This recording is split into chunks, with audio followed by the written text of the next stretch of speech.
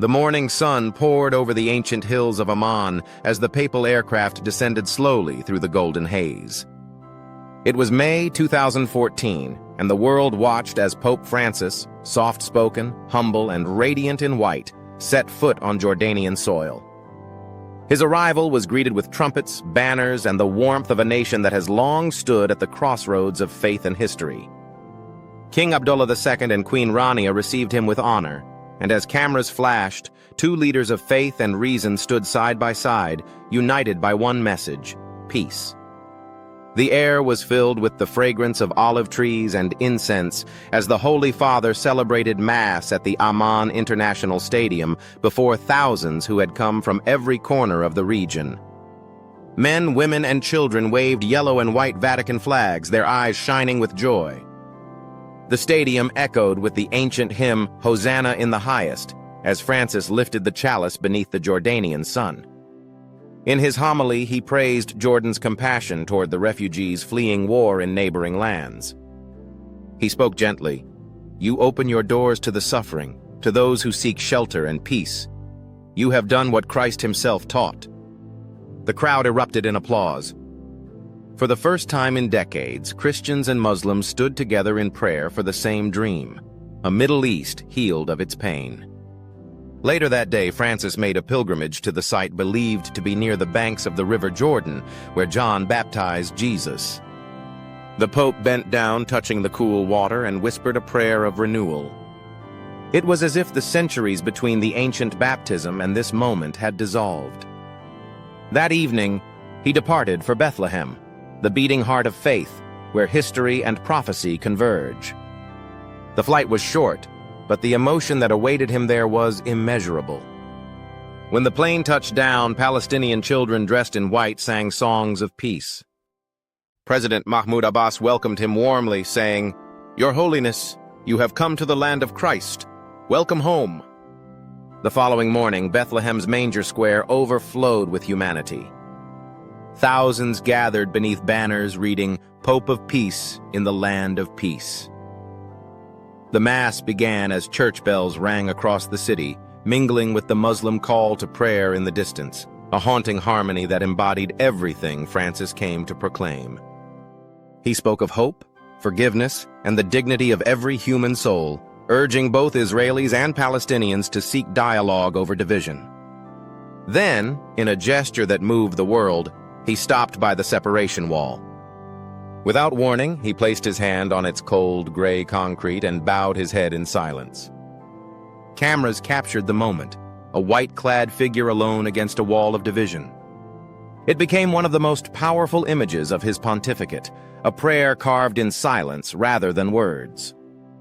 He visited the Daesh refugee camp next, where children rushed to greet him, offering drawings of peace. "You are not forgotten," he told them.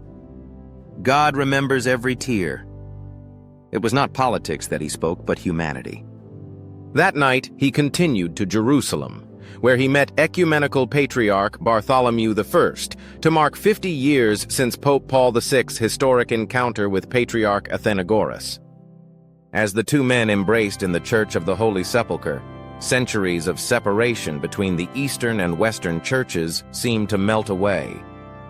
A few months later, Francis's journey brought him northward to Turkey, a land that bridges east and west, where the domes of mosques rise beside the towers of ancient churches. It was November 2014 when his plane landed in Ankara. Was waiting for the arrival of the Pope at Istanbul's international airport. Pope Francis went directly from the airport to the Blue Mosque, where he met the Grand Mufti of Istanbul, Rahmin Yarang. They both shared one of the most symbolic moments of the Pope's trip to Turkey so far. The two religious leaders, barefoot, prayed together in silence for a few minutes.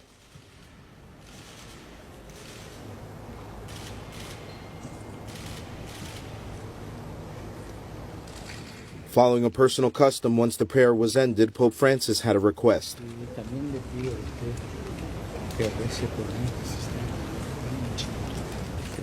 Before leaving, the Grand Mufti gave him a replica of one of the images that decorates the mosque. The visit began with a solemn meeting with President Erdogan at the president. Turkey menyambut Paus Franciscus. Welcome ceremony yang indah.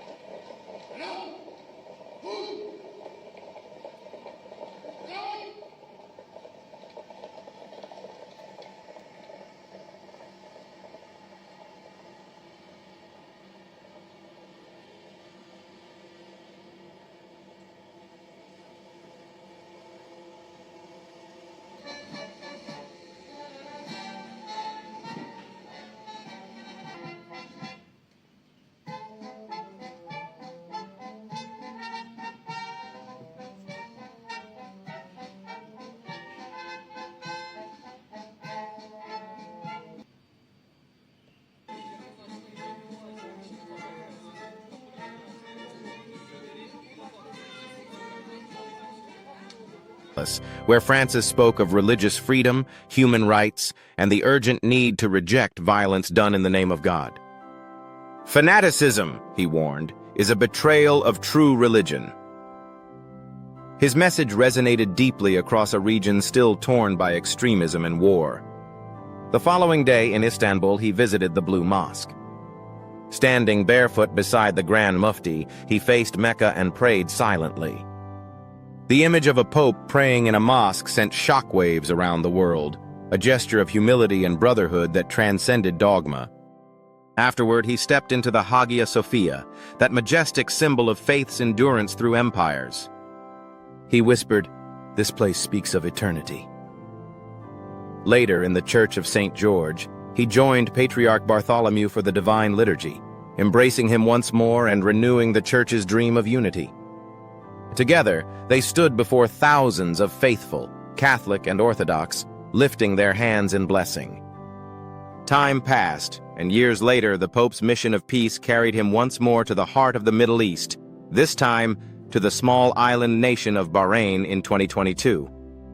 The desert winds were cooler there, but the anticipation was no less intense. It was the first papal visit in the country's history. As his plane touched down, Pope Francis landed at Sakir Air Base in Bahrain at 4:40 p.m. local time. He greeted King Hamad bin Isa Al Khalifa in a wheelchair. They shared a few jokes with each other. Pope Francis was then escorted by car to the Sakir Royal Palace amid chants of a group of military men.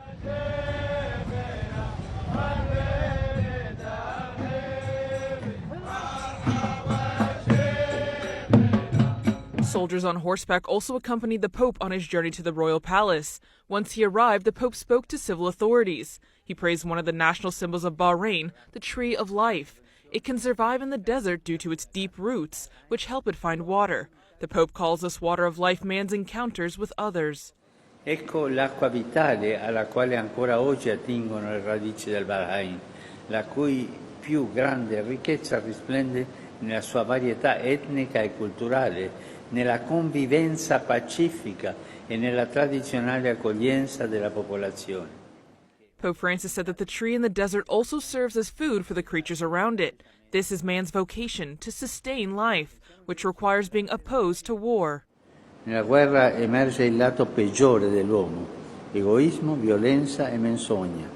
Sì, perché ogni guerra rappresenta anche la morte della verità. Rifiutiamo la logica delle armi e invertiamo la rotta, tramutando le ingenti spese militari in investimenti per combattere la fame, la mancanza di cure sanitarie e di istruzione. The Pope also remembered Yemen. He said that the country is suffering from a forgotten war. He also referred to the declaration of the Kingdom of Bahrain, which considers faith as a blessing for the human being. Sono qui da credente, da cristiano, da uomo e pellegrino di pace, perché oggi come mai siamo chiamati dappertutto a impegnarci seriamente per la pace. the red and white flag of Bahrain fluttered beside the yellow and white of the Vatican. King Hamad bin Isa Al Khalifa welcomed him with full honors, describing the visit as a bridge of understanding. Francis's voice trembled slightly as he addressed the Bahrain Forum for Dialogue, where imams, priests, and rabbis sat side by side. Peace is not an agreement to end conflict, he said. It is a way of life, built day by day. His words were met with thunderous applause. He met local Christian communities, migrant workers, and interfaith leaders, thanking Bahrain for allowing religious freedom to bloom amidst its Muslim majority. But the moment that defined the visit came at Bahrain's national stadium. Tens of thousands gathered beneath the morning sun, holding flags from every corner of the Gulf. Choirs sang in multiple languages. The sound was oceanic. Francis arrived in his white Pope-mobile, smiling and waving as the crowd erupted in cheers. He celebrated Mass in a country where Christianity had once seemed invisible. "In this land," he said, "where the sands meet the sea, may faith bloom like a garden." The Eucharist was lifted high, and for a few unforgettable moments the desert became sacred ground. Throughout these journeys, Jordan, Palestine, Turkey, Bahrain, One thread tied them all together. Francis's unrelenting belief that dialogue is stronger than division, that mercy can heal the wounds politics cannot. Everywhere he went, he crossed invisible borders between Christian and Muslim, East and West, power and humility. His smile disarmed leaders. His silence spoke more than sermons. He was not a man of spectacle, but of spirit. When he prayed at the Jordan River, walls trembled in hearts. When he touched the barrier in Bethlehem, people wept. When he stood beside the Grand Mufti, the world saw faith without fear. And when he lifted the host over the sands of Bahrain, history seemed to pause. As night falls in the final scenes of the story, the camera drifts over the lights of the Middle East, a mosaic of minarets and steeples, deserts and seas. In the lands where prophets once walked, a new prophet of peace has left his footprints. He came not with armies or crowns, but with hands that bless and words that heal. And as the music swells, the image of Pope Francis fades into the golden horizon, his white cassock glowing softly under the desert sun, his hand raised in blessing. If you believe that peace is still possible, that faith can still bridge nations and hearts, then like, comment, and subscribe to the Papal and Royal Summit. Here, we continue to tell the stories that unite the past and the present, the popes, the monarchs, and the moments that changed our world forever.